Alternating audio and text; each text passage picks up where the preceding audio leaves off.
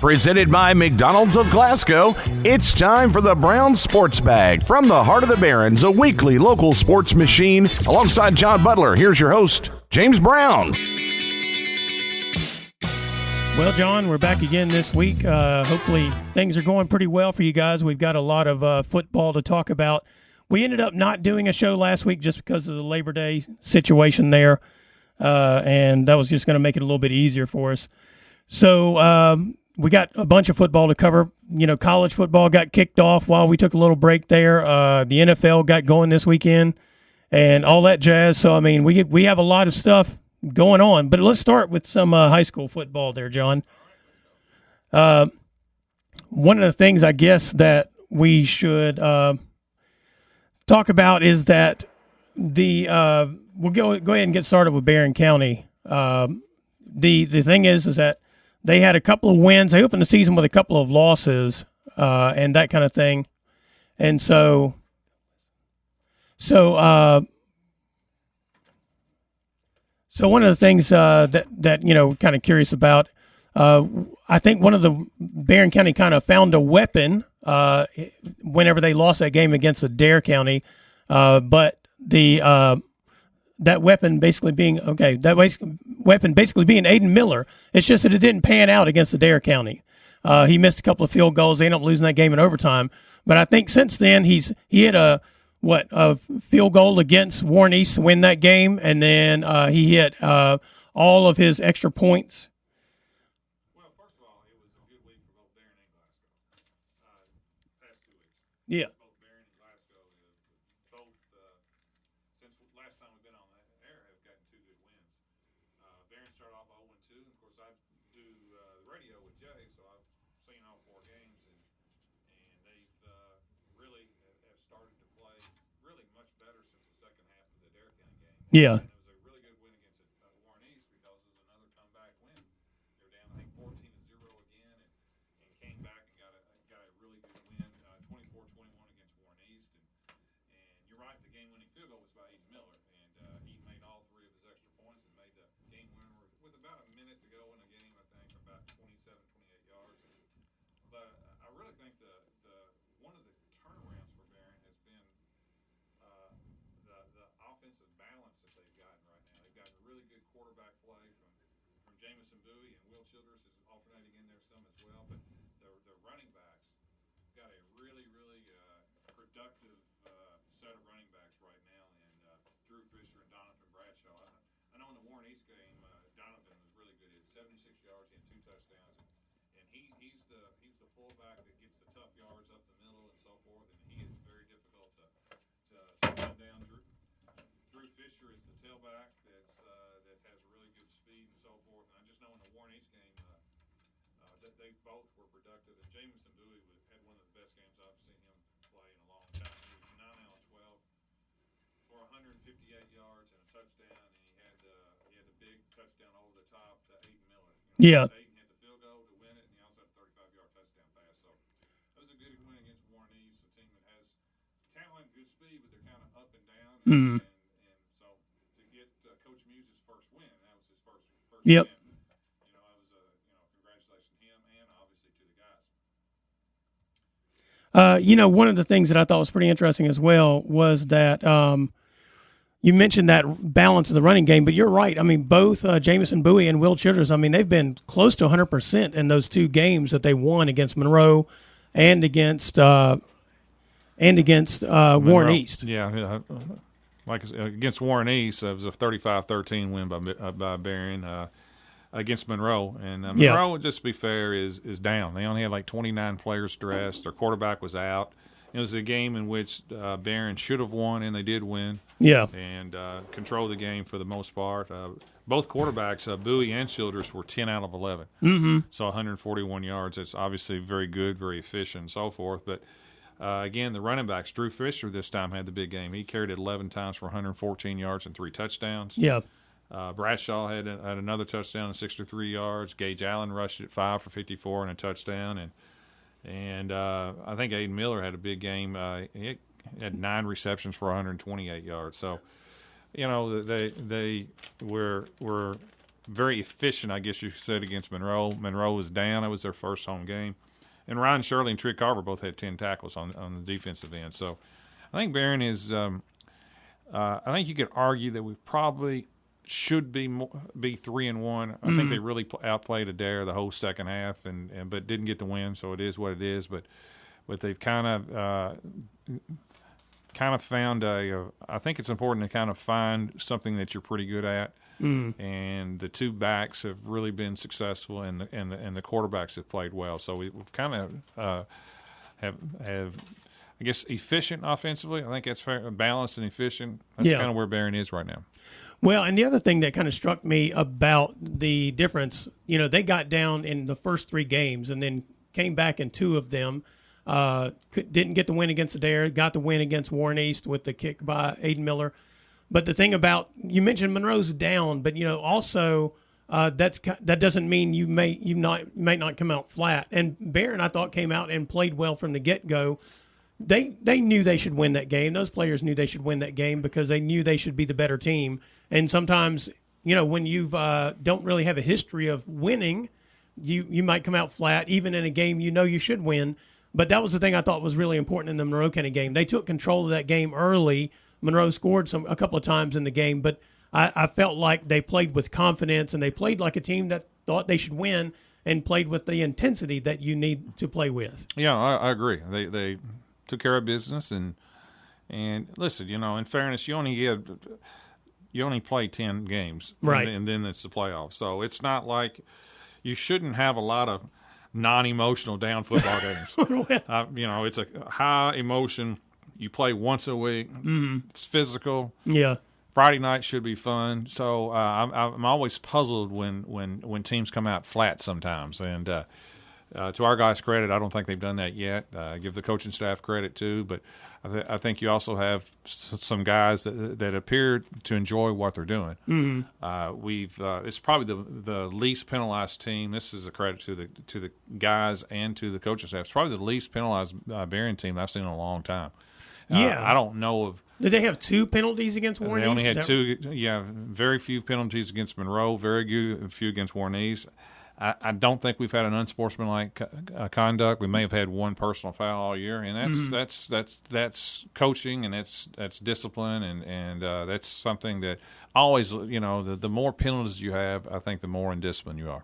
Yeah, it's kind of like they're playing with intensity and they're playing with high effort. But not playing out of control. They're just making the plays. Not crossing the line. Yeah. And then, you mentioned the tackles by Ryan Shirley and Trick Carver. I think there were several times, I think they even combined to make the tackles. They really got after them. Yeah, of course, Ryan has started several years, and Trigg was, I think, a part-time starter last year. He's a really good – both of them are super kids. I've had them both in class. And Cody Rito has played well. He missed 1 game, but he's you talk about pressure in the quarterback. That's kind of his specialty. So the team has played. The loss to Metcalf is not a bad loss. Metcalf's a good team. Yeah. And Barren was coming off about a week and a half of quarantine. I'm trying to give reasons, not excuses. Well, and we could be fully been fine and still lost to Metcalf. Yeah. But that's still, I think sometimes when you evaluate teams and you evaluate coaches, you have to also understand circumstances. Well, and to your point about the game with Metcalf, one of the things about Metcalf was, a couple of weeks later they lost to Eminence. I think they were after a COVID break. Yeah, they were missing a ton of players for that game, and so somebody might. One thing about this year, you can't look at the scores and know anything about the game, to be honest. You got to know who plays. Yeah, you got to know who was on the field, and so if somebody looked at that score and they said, well, Metcalf lost to Eminence and Barren lost to Metcalf, that means Barren's, this affects you if your evaluation of them, but.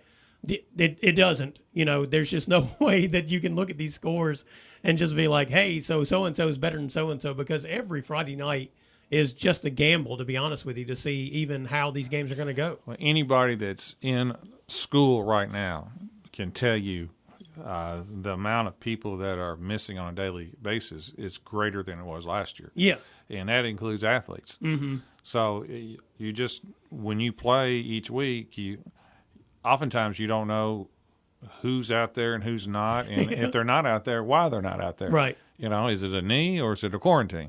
Yeah. It's not always, available especially to the opposing team. I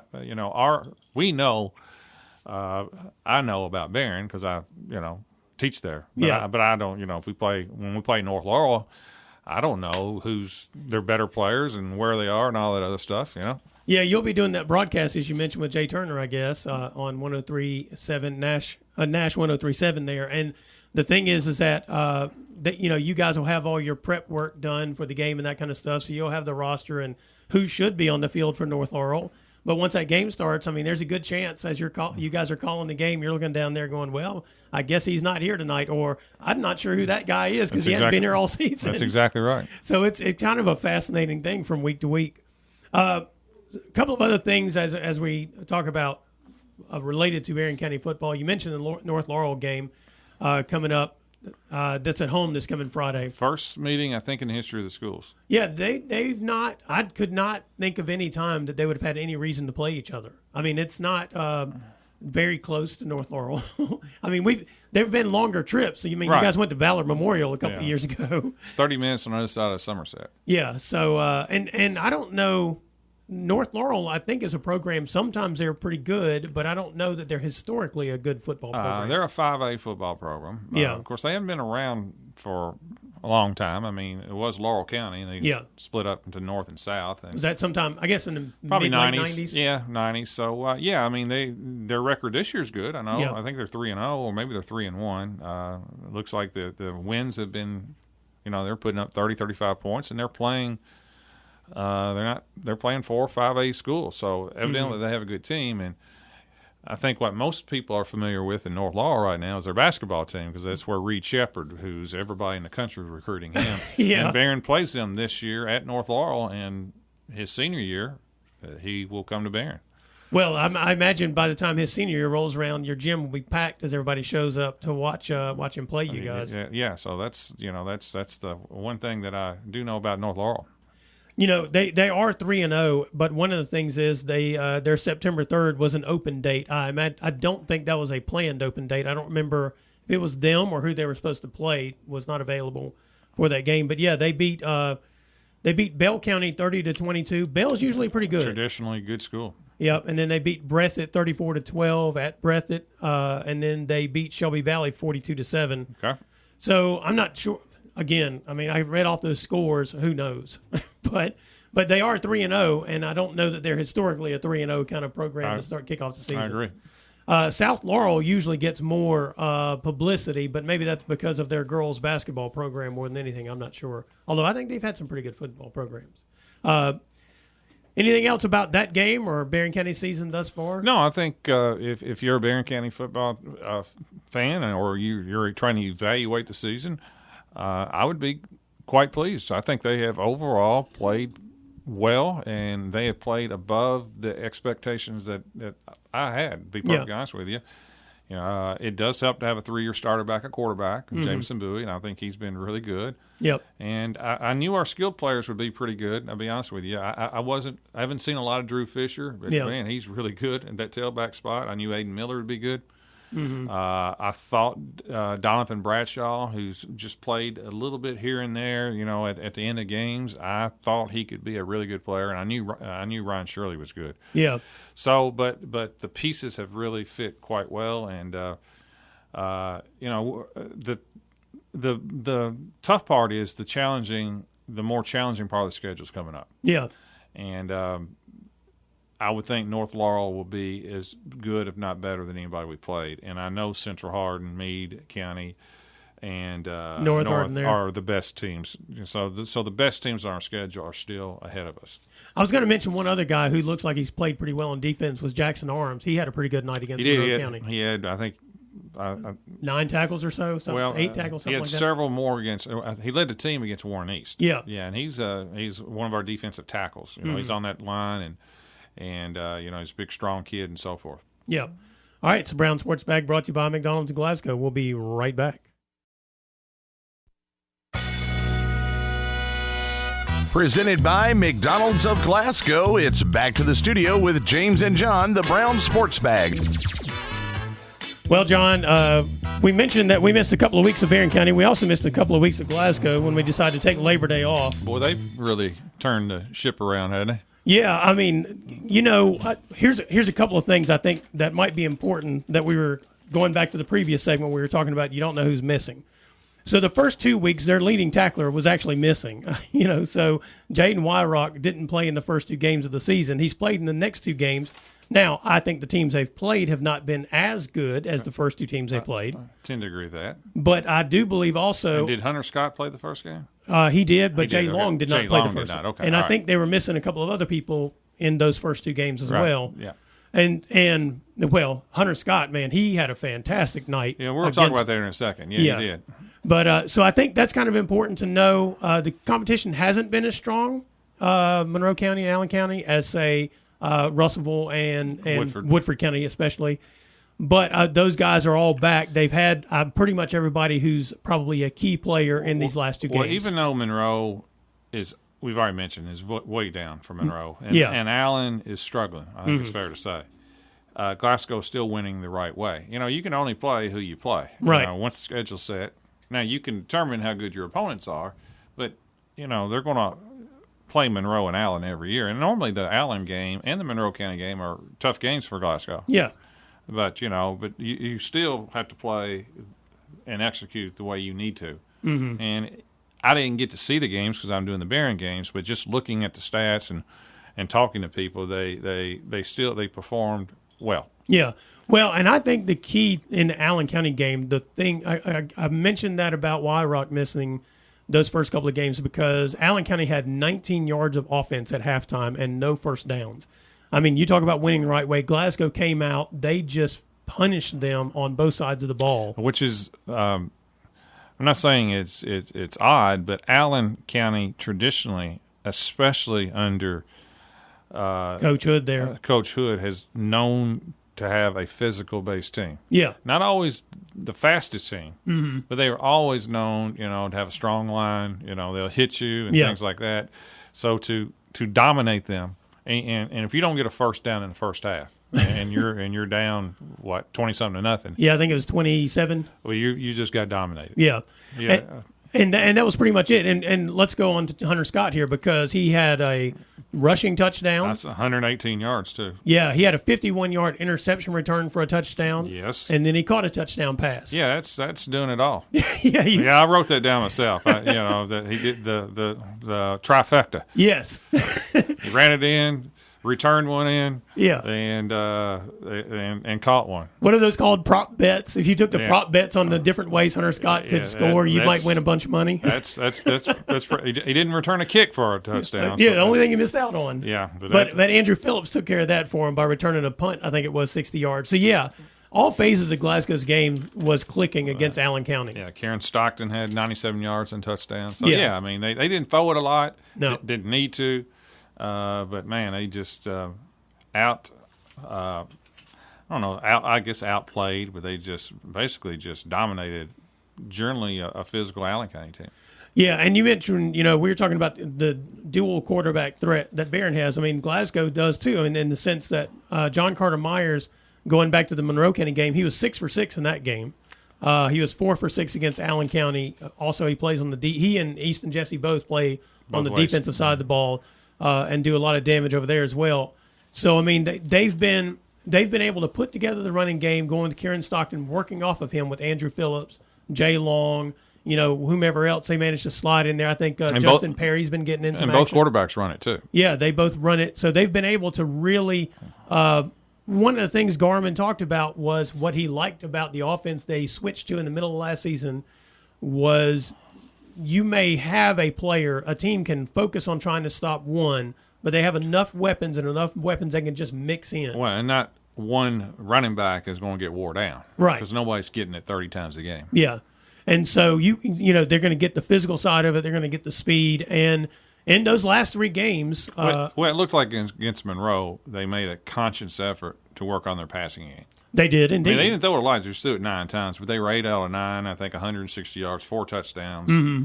So they just made an effort. Monroe was down, and they knew that, and I'm sure Monroe had stacked the line of scrimmage to stop the Glasgow rushing attack, and they took advantage of it. Yeah.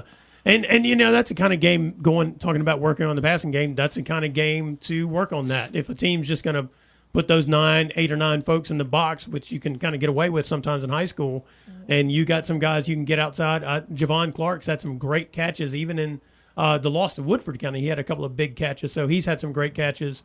But like we said, they get in Hunter Scott, they get Jay Long, Andrew Phillips. I mean, they got all these guys, and they're finding all the different ways to work that ball to them. Yeah, it's a good problem to have, trying to it is trying to scatter the ball around as many people as possible. And I think the other thing about Glasgow, they get started with their district schedule this coming week. Yeah, we have a Chris Bratcher appearance here. They get their districts going this week with Hart County, and Hart's actually played pretty well. They've got I think they have some talent. It'll be an interesting matchup, I do believe. Well, maybe. You're not sold on that idea? I'm not necessarily sold on that. Hart is not having a bad year or anything like that. But I would think Glasgow will be a rather prohibited favorite. But we'll see, We'll see. Now, I tell you what, looking down their schedule a little bit, I know coaches don't like to do this, right? But one game at a time. One game at a time, that's right. Especially football, whatever, Especially in COVID. Especially in COVID. But 2 weeks away, they play at Greenwood. Now, that will be an interesting matchup, I do believe. Greenwood's currently undefeated. Yep. And winning big, dominant too. They're dominating teams, but they've been undefeated. This is like the third year in a row they've started off this way. Yeah. And in fairness to them, they eventually run into South Warren and Bowling Green. Mm-hmm. So it's not like they fall apart and lose to the bad teams. No, but I think that's I do think that's a pretty interesting matchup because you got William Howard over there, who was at Barren a number of years ago. Yes. His son is just a wrecking ball of a football player. I think his name's Logan. Both sides of the ball. Yep. And so that'll be an interesting matchup. It'll be their toughest matchup physically, I think, since they played Woodford County. Fair. I agree. It may not be their toughest matchup skill-wise because Russellville's got a bunch of outstanding skill players. But just physically, I think it'll be an interesting matchup for them. So I'm kind of looking forward to that. I'm looking forward to them getting this going with Hart County. I do think Hart County's probably better than the usual Hart County team this year. I saw Hart play in the bowl game over here against Macquarie Central. Now, they were sloppy that game. Mm-hmm. Was that second game of the season? Second game. They were very sloppy. The ball was on the turf a lot, so I probably didn't see Hart at its best. Yeah. I think they have some pretty good skill players this year. They may have had a couple of the repeat players as well. I'm not sure. But they do seem to be fairly strong. Let's real quick before we get out of this segment, though. I want to transition to your native school, Greene County. Yeah, 3-0. 3-0 beat Taylor County. What was it? Pretty severely. 38-16 or something like that. First win against Taylor in probably 10 years. Yeah. Got a new coach in. Came from I think the western part of the state. I mean, he's not from Greene. He came in kind of. I think a lot of people nobody knew about him. He was an assistant, and I've gone blank where. And evidently they're for real. Beating Nelson. Nelson's been down forever. They opened up Nelson. Then they got another win that was a little surprising. Maybe it's Hart. Yeah. They beat Hart. Yeah, they did. And then when they shellacked Taylor, I went, holy cow. Assuming, again, Taylor was at full strength. Yeah, I mean, we're assuming that, but yeah, I'm happy for those guys over there. I know a lot of the parents of some of the kids. Yeah. Well, and it kind of changes the dynamic on that district because I think going into the season, it's the 2A. That's right. Metcalf. That's right. So that's Metcalf. I think going in, we figured Metcalf was a team to beat in that district, but it looks like Greene County is a team to give them a challenge. Now, the rest of that district is Edmondson and Monroe. Clinton. And is Clinton in the district right now? I can't remember whether they're playing in the district I or think not. they joined. Yeah, so I mean, but it looks like a 2-horse race in that district because the other three teams are down at the moment. That's fair. So I thought you'd find that. I mean, like I said, I thought that score beating them would have been a surprise. Beating them the way they did is definitely an eye opener in these here parts, I suppose. I agree. All right, it's the Brown Sports Bag brought to you by McDonald's Glasgow. We'll be right back. Presented by McDonald's of Glasgow, it's back to the studio with James and John, the Brown Sports Bag. Well, John, we mentioned that it's football season all around. The second week of the college football season was Saturday. We'll start there, and then we'll get to the NFL. Well, I guess we'll just start with the WKU Army game. You know, Army is one of those teams that unless you play a team like them, you don't play a team like them, and they're very unique in the way they go about things. You know, I've always had the philosophy where I don't mind. I like playing anybody, any whether they're better than me or whatever. I think it's good to challenge. But this is the one football team. I don't know if I'd be highly interested in playing them or Navy or Air Force at all, because they play such that unique old wishbone, veer, whatever they want to call it, that nobody in the country plays that way, and it is so difficult to prepare for. Yeah.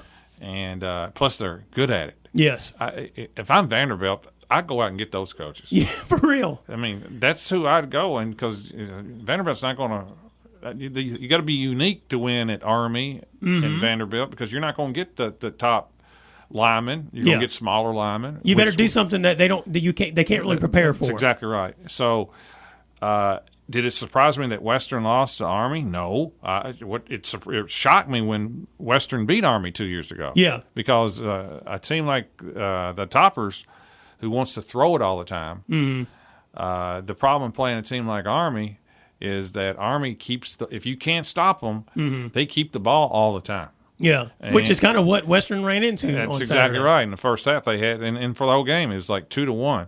And you wears the defense out, because when the Toppers got it, they scored relatively quickly. Yeah, the defense is like, I enjoy you scoring, but could you give us one more minute? That's right. So as from a Western perspective, good comeback. Yes. But they were never really Army controlled the game for the most part. Yeah. I think they were up 35-14 going in the fourth, and Western got a couple onside kicks and a couple scores, at least one onside kick and a couple of scores, and made it interesting. Yeah, it was the final 38-35. 38-35, and that last touchdown I think was at maybe with 20 seconds to go or whatever, and didn't get the onside kick. Right. But the effort was good against I think a very good Army team that will probably at the end of the year win 8 or 9 games. But beating Army on 9/11 at Army. Yeah. I mean. Yeah, that atmosphere had to be absolutely electrifying and probably intimidating in a lot of ways. I would think so. I mean, because it was just all of the pageantry that went into it at the beginning. And, man, you could tell just out of the gate, Army's players, they were just keyed up. I mean, they were just fired up and ready to go. I'm surprised it wasn't picked up as more of a national game. It should have been. Just because of the 20-year anniversary. Right. Whoever played Army. Yeah, right, exactly. I mean, that maybe should have been a spotlight game on the Saturday afternoon. Yeah. And going back to the thing about the quarterback's for real for Western. Yes, I was going to say, we have learned that the coordinator, the quarterback, and the receiver importing the Houston Baptist offense was a good idea. Yes. And it really is a good offense, and I would say it's a danger in CUSA. People are gonna have a hard time with it. Again, if I'm coaching Vanderbilt, you got to find a different system. Yeah. If I'm at WKU or one of those mid majors, I think you have to be different. Yeah. For recruiting and for your fan base, you got to make it exciting. Yep. I'll go watch Western play, and I'll turn them on because I loved it when Jeff Brom was there. Yeah. When Petrino was there, Brom was there. So fun to watch that. And this is the exact same. It's not the same offense. It's the same concepts. Yeah. It's the same atmosphere and philosophy. And, Helton won in his first season, but until now, he seems to have had a hard time finding the quarterback that could make it work for him. And the coordinator in a lot of ways. And the coordinator, I mean, it needs to be his system where he doesn't have to have that coordinator all the time. Right. And the system, what's puzzling to me, I would think if you stay there long enough, the system will recruit quarterbacks who want to play that way. Well, and maybe the problem is that there hasn't been evidence on paper for these quarterbacks you want to get to come there. Right. Now there will be, and now you'll have these quarterbacks, as you were saying, these players who will be in this offensive mindset will be like, yeah, WKU's a place to go, because that's what happened when Brom was there. Right. Yeah, we want to go play there. The Mike Whites and people like that. Yeah. Yeah, so, I mean, you were able to get the quarterbacks because they knew the system was going to work as well. there wasn't really evidence until right now that the system was going to work for these folks. So they were going other places, maybe BYU or whatever. Who knows? But they brought in the quarterback with them, so yeah, smart. Yeah, they were like, we're just going to fix it all. We'll just take your package and we'll make it ours with your players. Yes, with your players as well. Meanwhile, Kentucky beat Missouri to get an SEC win. I take it another new offensive quarterback, a new offensive coordinator from the Rams. Yes, and a new quarterback to fit the system, looks like, the Penn State transfer. And right. Yeah, they were winning the other way. Right. Ugly, boring, and now they're winning much more exciting, in my opinion. And they've got a dominant offensive line. I mean, Kentucky offensively is just double, triple dangerous because they got Chris Rodriguez, who looks like to me a NFL caliber back. I would be shocked if he's not on somebody's fantasy team in the next couple of years. Yeah. The Robinson transfer from Nebraska is a big-time elite receiver. Yep. And the quarterback from Penn State, I don't know how accurate he is, but I know he sure has the arm. Yeah. And the offensive coordinator knows how to dial it up. Yeah. I mean, offensively, Kentucky is pretty daggone impressive. Unlike any Kentucky team that I've seen in a long time. Yeah, because even if you go back to the days of Hal Mummy and those guys, they didn't have the running game. Yeah, I mean, they would put up points, but they were putting up points, and you knew they were just – it was kind of fool's gold. Well, they didn't have the running game, and they didn't have the dudes on defense. Yeah. And Kentucky has recruited so well, and Stoops is such a defensive guy. They've got dudes on both sides right now. They, in my opinion, because of their reputation, did not get into the top 25. Right. They should be in the top 25. Yeah, because, I mean, the last few years – you know, they have not been able. Again, they were another. They don't get any style points in the past. Yeah, yeah. No style points. Yeah, and they just weren't able to find exactly the right pieces offensively to go together. But as you mentioned, the credentials that they had on the defense, they were getting these defensive guys in, which made them competitive all the time. But they just weren't consistently competitive offensively. Now Stoops seems to have brought in the parts necessary to make that offense click. And Kentucky fans still weren't overly happy. I guess they thought they were supposed to beat Missouri like 50-0 or whatever. But whatever. Yeah. That part I chuckled at. They outplayed Missouri. I mean, they had a fumble at the goal line. Yeah. You know, some mistakes that, and defensively they weren't great against Missouri. Yeah. I mean, they didn't just lock But down Missouri kind of buys into that. We're going to score as many points as we possibly can. I think their philosophy seems to be that way. And they got a if good we manage to coach. win, we win. That coach is good offensively. Yeah, I mean, that's kind of how they seem to have functioned in recent years. You know, we're just going to score points and hopefully we win a game. Right. Meanwhile, then Louisville, they got a break, I suppose. They beat Eastern Kentucky 38-3. They may be the worst of the three that we've mentioned. Western and Louisville, I don't know. I mean, Louisville was atrocious against Ole Miss on national TV. Yeah. In every phase, they were bad. Embarrassing. From a Louisville perspective, just embarrassing. I'll just say that. And then against Eastern, I mean, they should beat Eastern. Yeah. Beat them 30-6. You know, it's hard to get too excited, but I think Florida State today would take a 36 win against Jacksonville State. The Seminole fans, they're down in the dumps. Yeah, so they did win. They got a big game Friday night on national TV against Central Florida. They need a win on a big stage. Yeah, because since they hadn't had one since Lamar Jackson. And they seem to be in the kind of rut that we were just discussing with the other two, they just cannot find the right parts. I think what they want to try to do would be successful, but they just can't seem to find the right parts. I don't know if they got the quarterback, and they don't. It would seem they don't. And defensively, they just don't look like to me to be having enough talented players on the defense. They never have seemed to overcome that the cupboard was absolutely bare on the defensive side of the ball when Jerry Alexander and that group left. Right. They seem to. I mean, Satterfield has not fixed it. Bobby Petrino didn't try to fix it before he left. He didn't seem interested in the defense at all. But Satterfield can't recruit them to get them in there, and they've lost. They've totally ceded the state to Kentucky. Yeah, they have. I mean, which is just amazing. It is amazing. I mean, they've got all kinds of recruits in the Louisville area, and they don't get anybody. Yeah, for whatever reason, they don't get them. Right. And they've got a a big turnaround. Mm-hmm. Big turnaround. Now, luckily, they're playing in the ACC, and the ACC, in fairness, and of course, I went to Louisville and all that stuff. In fairness, ACC is down. Yeah. So there's not like they won't beat the Clemsons, but anybody else on their schedule, they can play with them. Before we switch to the NFL real quick, I wanted to mention the fact that maybe we shoveled dirt on the Big 12 a little too soon. They seem to have found some schools that would like to come hang out with them. I think it's a good move. I mean, it's hard to Cincinnati's always have been a very successful basketball program, and they've really elevated their football program. Yep. They finished last year in the top 10, and they're sitting right now at like 7 or 8. Yeah.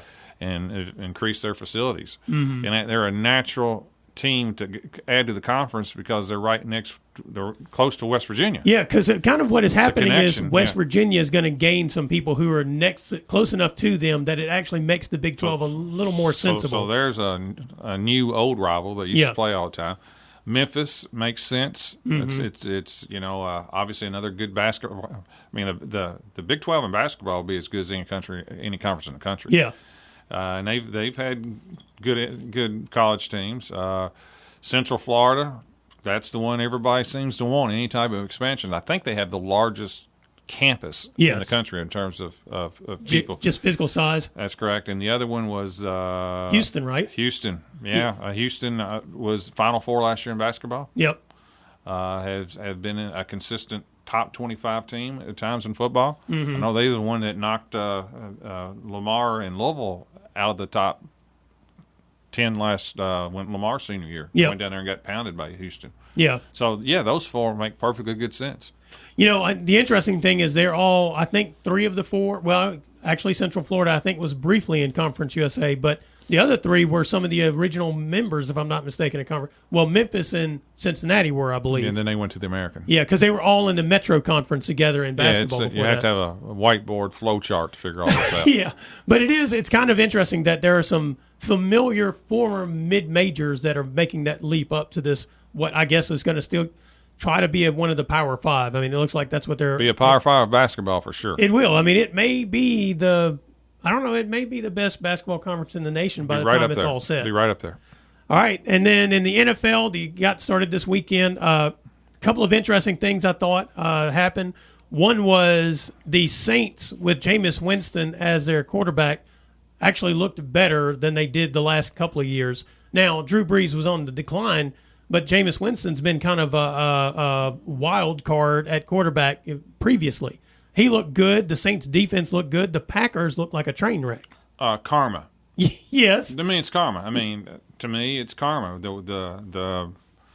What, in my opinion, Aaron Rodgers pulled over the last so many months, they look like a team that was dysfunctional. Mm-hmm. They look like a team that has not really practiced all that much. Yeah. And, they were embarrassed, and they almost – now, there's 17 games, and 6 weeks from now they could pull it all together. But, but they looked like a bad football team. They did, and the Saints looked like a really good one, which they looked like the team I think everybody thought they were going to be last year, at least in week 1. Of course, they started off last year when they hammered Tampa Bay, too.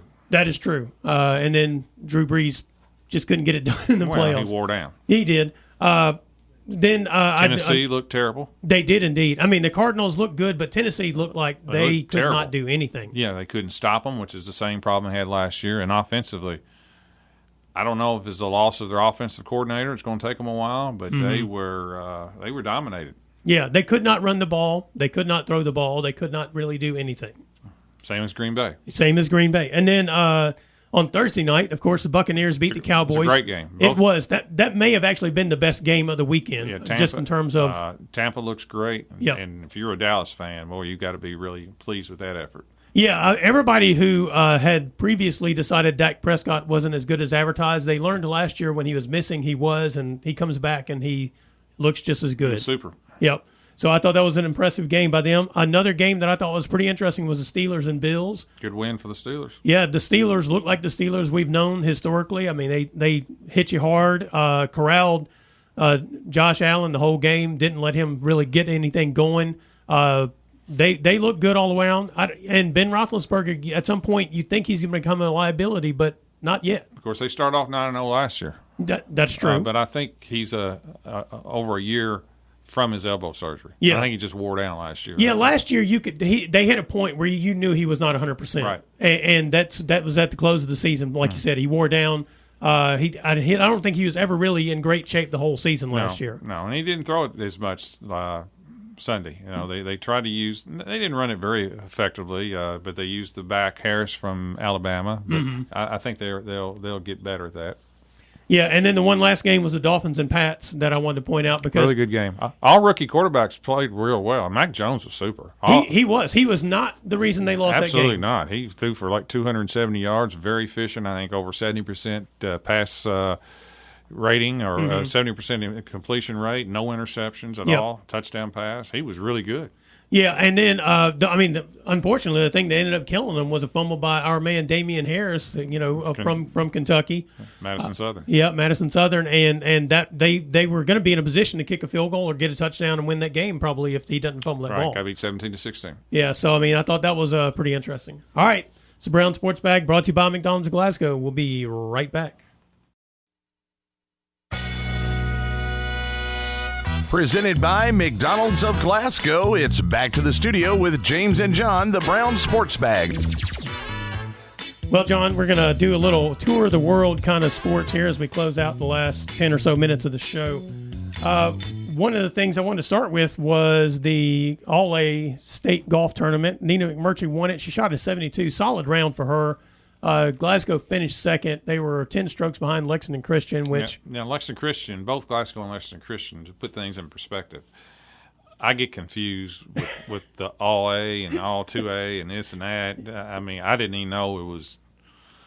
It's confusing. Yes. It's just, I don't know how to put it because I've had people ask, well, I thought Glasgow was 3A in football. Well, they are, but it's different from that. So it's confusing. But the point I'm trying to make is that Lexington Christian and Glasgow will be two of the favorites to win the regular title, I would think. They're probably both top 10 for sure, right? Yeah, and I think their team scores have them right there. Their Glasgow lowest will score. be a favorite to win our region. Yeah, and they're probably right now, I'd say Glasgow's 5 to 7 strokes probably better than whomever might wind up second.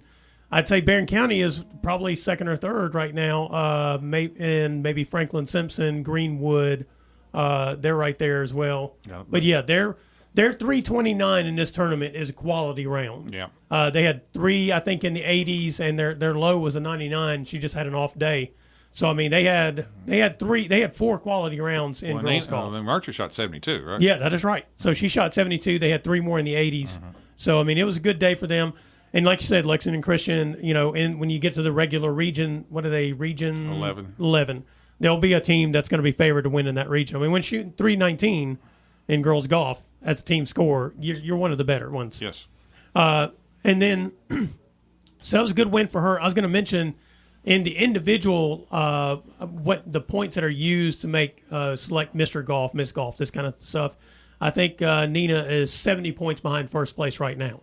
And so she's at 500. You have to play in a certain number of qualifying events through the course of the season. You get points based on your finish in these events. So her finishes in these events. Now, I don't think the All-A tournament counts as one. The women's Bowling Green Invitational tournament that it was played over at Bowling Green Country Club on Saturday is one. But we didn't have anybody playing in that on the girls' side. So, that's one of those things. She's in the hunt. We've had a couple of Mr. or Miss Golfs from here, or Glasgow has. Chase Landrum was twice, I think, Mr. Golf. Whitney Wade, I think, won it once. Morgan Hapney won it. And maybe Taryn Durham. I don't remember if she won it or not. But back in the late 90s, early 2000s, when Glasgow was on a run, I think they had 3 in a row, basically. So, they've had some golfers who have been right there. And Nina's one of those right now. Abby Lee was close last year, as I recall. She missed it by just a few points. So, Nina played a good day. That tournament, I think, overall, once you get past the first couple of teams, it drops off quite a bit. I think Owen County was third. I don't remember. They were 15 or so strokes, I think, behind Glasgow. So as you were just pointing out, when you're looking at, how they shape up in the region and that kind of stuff, don't worry about so much about who they're playing against or the tournament itself. In that particular case is the All-A. It's kind of like, what was their round? Right. and I think that's something to keep in mind. And how close is the team in terms of numbers and stuff? Yeah. I mean, you prefer a couple in the 70s and another two in the 80s. Yeah. You don't want somebody shooting 68 and everybody else is 90s and 100s. Yeah. That doesn't bode well for the team. No. And Glasgow, I mean, they've had some. Bailey Birdsell has shot in the high 70s a couple of times. I think 77, 78. Grayson Flatts shot a couple of those. So they have a couple of more golfers. Lena Harlow, she shot 85 on Saturday. Her low round of the year, I think, is 84. So she's actually been consistently in the 80s in the last few tournaments. So, I mean, they've got the golfers to get there. Now, at the top of that in the state, with Madison Central is real strong. Marshall County is real strong. They've had some rounds. I think Sacred Heart. I think they've had some rounds in the low 300s. Now, Madison Central could be in the Lexington region. I know they are in basketball. I mean, they could be in there with Lexington Christian. They might be. I'm not sure if they're in the 11th or not. That would not. Did the state go back to only one team qualifies? Yeah. So we have the one team and then the next, I think, 5 or 7 individual rounds. Yeah, that makes it difficult. Yeah, and I tell you what, the way it could work out for Lexington Christian, I think they have 3 girls on that team who can shoot in the 70s. I mean, you could be looking at Madison Central winning that region, and then Lexington Christian basically having their team in the state tournament. On an individual basis. Yeah, not able to get a team score. I think there were a couple of those that happened like that last year, as a matter of fact. So, as we discussed last year, since they've made that change to limit the number of players in the field to try to increase the pace on the state tournament day, the change doesn't seem to have really helped with that at all. And it seems, as we saw last year, I think Glasgow would have had the 5th best round in the state. Yeah, all regions. It's fair to some and unfair to others. Yeah. To the regions that are good in golf, like our region, it's unfair only one team goes. Yeah. To regions like up in eastern Kentucky and areas like that, I mean, they only probably need one team. Yeah. And definitely only need one team. Yeah, because I think they're there should be, in my opinion, if I had advice on what I would do, and I'm serious. Yeah. There should be a qualifying score. Right. That we're going to take 2 teams, but there should be a qualifying score. It's got to get below this number. That's correct. I mean, if your score is 360 or higher and you're in second, you just can't. Yeah. Yeah, and I've kind of thought about that. They do that in the Olympics. You know, qualifying scores and so forth. You got to meet the qualifying score before you're eligible for to make the Olympics. I kind of think sports like cross country and track probably should function function the same way. Just because and I know all courses are different. They don't run on the same course where you get there. But I think that you can come up with some universal time. I mean, there's Kentucky Mile Split keeps up with all this stuff now. So, I mean, you could look at these times. I mean, the distance is the same, but some courses are more hilly than others. But more rugged, whatever. Maybe you got a water trap you got to run through. But anyway, that's kind of what happened there. And then, it dawned on me we only have a couple of weeks left in the high school golf season. Yeah, they're up first. It's always right around fall break, which is early October. Yeah, I mean, we are – it's the middle of September right now. Yeah, the girls' regional golf at Indian Hills is 2 weeks from today. Amazing. Yeah, I know, isn't it? I mean, they did get started July 31st, but yeah, still amazing. And then the boys is the next day at Rolling Hills over in Russellville. And so, we're real close to the finish line on some of our sports because then the next couple of weeks after that, we have the soccer districts and volleyball districts and that kind of stuff. It's just mind-boggling how quickly it's moving along. The older you get, that's what happens. Time flies. I tell people, I saw. You turn around, you're 30. You turn around, you're 40. You turn around, you're 50, and then you're you turn around 60. And somebody's feeding you applesauce. That's right. Sorry to bring you folks down like this. It's cold. Mortality starts staring you in the face at certain points. A couple of other things. We have Barren County versus Glasgow. They're going to play a boys golf match tomorrow, I think, out at the lake. So Glasgow won the last meeting, the match between them by one stroke. I think it was 153, 154. That's close. Yeah. Both of those teams, though, have a couple of golfers who could make some noise at the region that we were just talking about. Jamison Corbin's been consistent all year. Hasn't he? Yeah, he's been low 70s all year. Kyler Keeney's had some good games. Yep, Kyler Keeney's had some good ones. On the Glasgow side, Bo Shelton's had some good rounds. He and Jamison Corbin have played about even. I think maybe Jamison, if you look at what is that stroke average for the whole season, maybe Jamison's a couple of strokes ahead of him or a stroke and a half, whatever it is. But yeah, both those guys, and as you mentioned, Kyler Keeney, he's had some days that if he has the right day in the regional tournament, he can jump up there. Sure.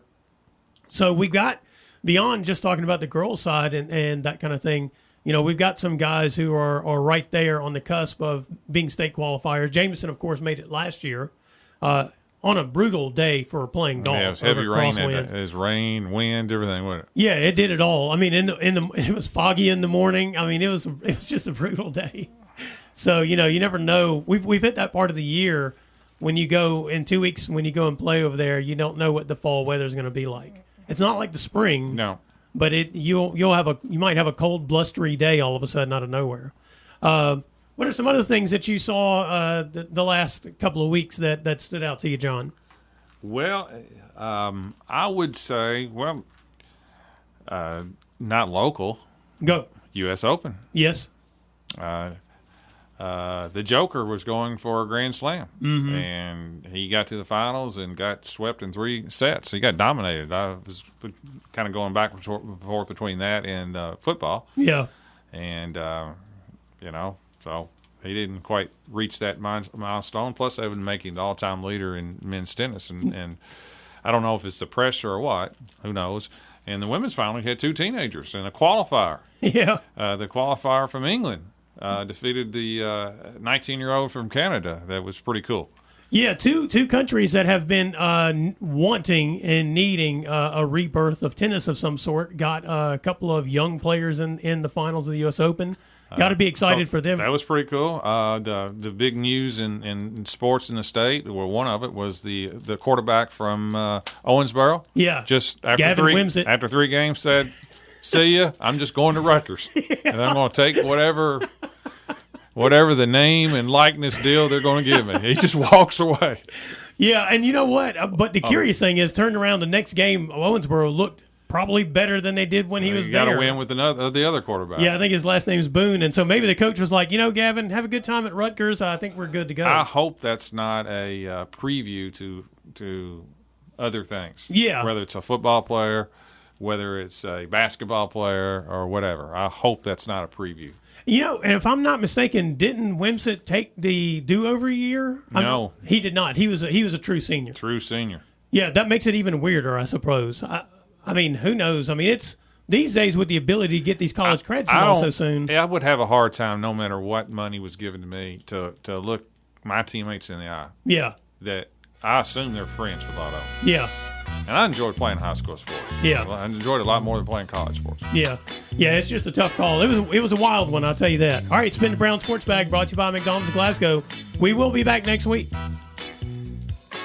Thanks for listening, and be sure and join James and John once again next Monday at 4 for the Brown Sports Bag, a local weekly sports machine presented by McDonald's.